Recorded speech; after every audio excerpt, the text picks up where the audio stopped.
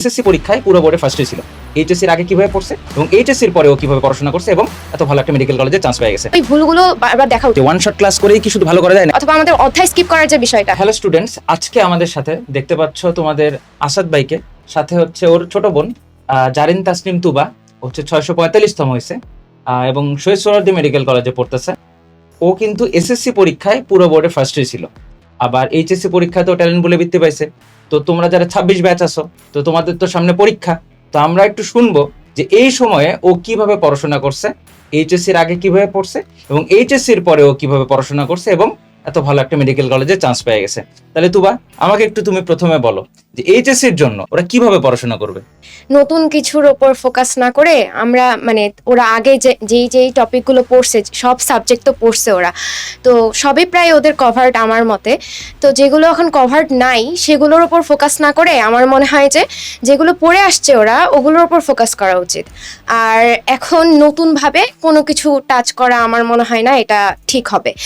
আর ওরা যেই টপিকগুলো পড়ছে ওরা যদি চায় এখন নিজেদের মতো করে একটা রুটিন বানায় ফেলতে পারে যে আমার সামনে এই কয়দিন আছে, আমার এই টপিকে একটু ঘাটতি, এই সাবজেক্টে একটু ঘাটতি আছে, তো আমি এই সপ্তাহের এই কয়দিন এটা পড়বো, অথবা এই দিনের এই কয় ঘন্টা আমি এটা পড়বো। তো এই রুটিনটা যে পার্সোনালাইজড রুটিন হয়, এই রুটিনটা কোনো একজন ভাইয়া বানায় দেওয়া থাকলে হবে না আসলে, কারণ সবার ঘাটতি সব জায়গায় সেম হয় না। আর বলবো যে যেই সাবজেক্টগুলো পড়ছে ওরা তো আগে মডেল টেস্ট দিছে, আগে ছোট ছোট পরীক্ষা ছিল, এখন তারপরে মডেল টেস্ট দিছে, আরো অনেক পরীক্ষা তারা দিছে। হ্যাঁ, বা বাসায় তারা অনলাইনে পরীক্ষাগুলো দিচ্ছে। তো যেই পরীক্ষাগুলো দিছে সেগুলোর কোশ্চেন তো তাদের কাছে আছে, যেগুলো ভুল করছে ওগুলো আই থিঙ্ক ওদের নোট করা আছে, অথবা যেই প্ল্যাটফর্মে পরীক্ষা দিছে ওরা দিচ্ছে সেখানেই অলরেডি রেকর্ডেড আছে তাদের ভুলগুলো।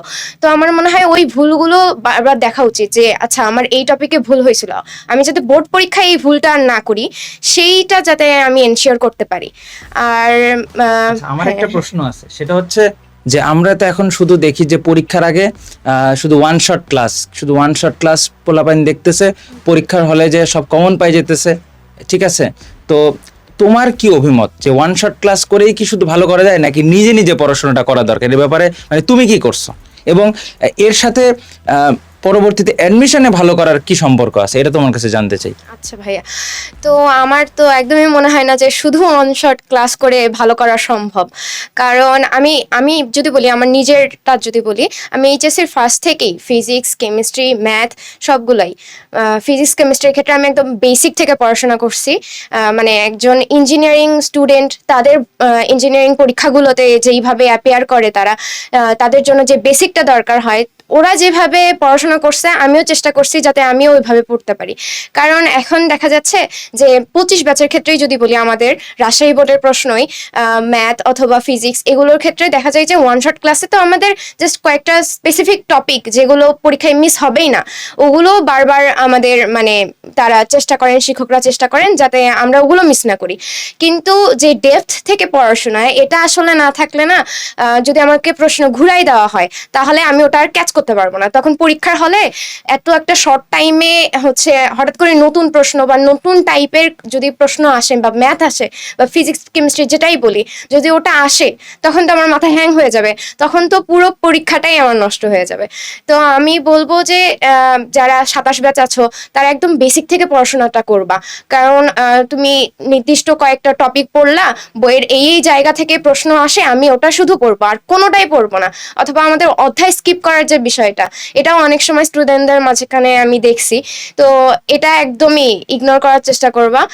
আর হ্যাঁ, মেডিকেলের ক্ষেত্রে এটা কিভাবে হেল্প করে, আচ্ছা আমাদের তো শর্ট সিলেবাস ছিল, তো ফিজিক্সের ক্ষেত্রেও কি হয়েছিল, ফিজিক্সেও তো শর্ট সিলেবাস, তো ফিজিক্সে আমরা একাডেমিকে চেষ্টা করতাম বেসিক থেকে পড়াশোনা করার, যাতে ফিজিক্সের সব ম্যাথ আমরা ভালোভাবে পারি, নিজে পারি, কোনো স্যার শিখাই দিছে এমনটা না, নিজে যাতে পারি। তো মেডিকেলের ক্ষেত্রে তো ওই ম্যাথ করার ওইভাবে বিষয়টা নাই, বাট আমি চেষ্টা করছি যে মেডিকেলের জন্য যে ফিজিক্সটা পড়া সেটাও যাতে আমি বেসিক থেকে বুঝি, যাতে হ্যাঁ টেক্সট বুকটা অবশ্যই ভালো করে পড়তে হবে। আমি টেক্সট বুকের প্রত্যেকটা লাইনই আমি বলতে গেলে মেডিকেলের যে 3 মাস সময় ছিল আমি ফিজিক্সটা অনেক ভালো করে পড়ছিলাম, মানে বেসিকটা জেনেই আমি পড়ছি, যাতে আমার পরবর্তীতে কোনো অসুবিধা না হয়। কারণ মুখস্থ টপিকটা এমন যে আমি মুখস্থ করলাম, যদি আমি না বুঝে মুখস্থ করি তাহলে সেটা আমার বেশি দিন মাথায় থাকবে না, কিন্তু আমি যদি সেটা বুঝে মুখস্থ করি তাহলে সেটা অনেক দিন মাথায় থাকবে এবং সেটা আমি বুঝাইতেও পারবো। আমি এমনভাবে পড়তাম যাতে আমি কাউকে বুঝাইতে পারি। তো আমি যদি কাউকে বুঝাইতে পারি তার মানে আমি ওই বিষয়টা অনেক ভালোভাবে বুঝছি। তো এইভাবে আমি পড়াশোনাটা করতাম আসলে। আচ্ছা, এবং আরেকটা জিনিস স্টুডেন্টরা বলে যে ওরা হচ্ছে ক খ পারে না, তো গ ঘ পারে, ক খ পারে না, এর কারণ কি? ওরা হচ্ছে বই পড়ে না, তাই না? তোমার কি মনে হয় যে যে তুমি যে বই পড়ছো, তোমার কি কখনো এরকম হচ্ছে তুমি এই যে গ ঘ পারতেছো, ক খ পারো না, এরকম কখনো হয়েছে? না, আমার কখনো এরকম হয় নাই, বাট আমার ক্লাসমেটদের আমি অনেককেই দেখছি যে তারা গ ঘ অনেক ভালো পারে কিন্তু ক খ পারতেছে না।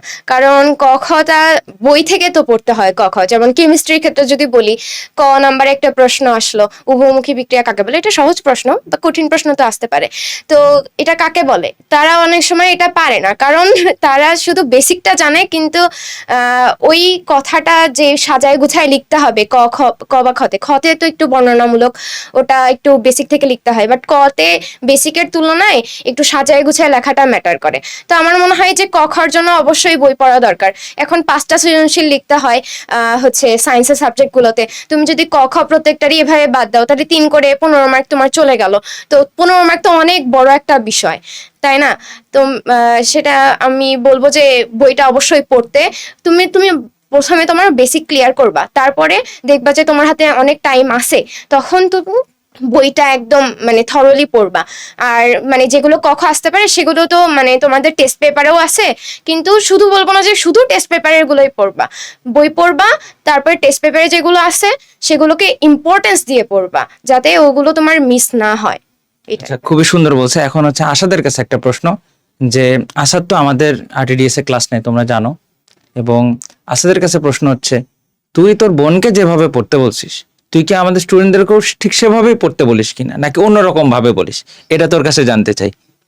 তো এটা একটা আসলে টাফ কোশ্চেন। আমার বোনকে আসলে আমি জীবনে মানে এমন অবস্থা হয়েছে যে আমি ওকে বলছি যে এত পড়িস না, এত পড়া লাগে না, কারণ আমি ওকে দেখতাম যে প্রত্যেক দিন রাত 1টা 2টা পর্যন্ত পড়ে আমাকে আসে বলতেছে আমার মাথা কাজ করতেছে না। তাই বললাম যে এত আসলে প্যারা নেওয়ার কিছু নাই। মানে ও জিনিসটাকে সবসময় খুব কঠিন ভাবে নিছে। ওকে ওর কাছে প্রত্যেকটা পরীক্ষা, একটা যদি 50 মার্কের ডেইলি এক্সামও হয় অ্যাডমিশন টাইমে, আমি দেখছি ও ওইটা 1 মার্ক কম পাইলে খুব মানে মন খারাপ করতো। তো ওকে পড়তে বলা দূরে থাক, আমি ওকে পড়া থেকে দূরে রাখতাম যে এত পড়ার দরকার নাই, এটা খুবই ইজি এক্সাম। তো এটা আসলে রিয়েলিটি। তো যাই হোক, তো তাইলে তোমরা একটু ভালো মতো পড়ালেখা করো, যাতে আমরা তোমাদেরকে বলতে পারি, বড় ভাই হিসেবে বলতে পারি, জানো এই এত না পড়লেও চলবে, ঠিক আছে? তোমরা সেভাবে পড়বা। তাহলে ঠিক আছে, তোমাকে অনেক ধন্যবাদ, আসাদকে অনেক ধন্যবাদ। এই ভিডিও এই পর্যন্তই। তোমরা সবাই ভালোভাবে পড়াশোনা করো, 26 ব্যাচ ভালোভাবে এইচএসসি পরীক্ষা দাও, তারপরে 27 ব্যাচ যারা আসো এবং নতুন নতুন 28 ব্যাচ আসতেছে, তোমরা এখন থেকেই বই খুব ভালোভাবে পড়ো, যাতে এইচএসসি এবং অ্যাডমিশন কোনোটাতেই কোনো সমস্যা না থাকে। আর সবাই ওদের জন্য দোয়া রাখবেন। ধন্যবাদ।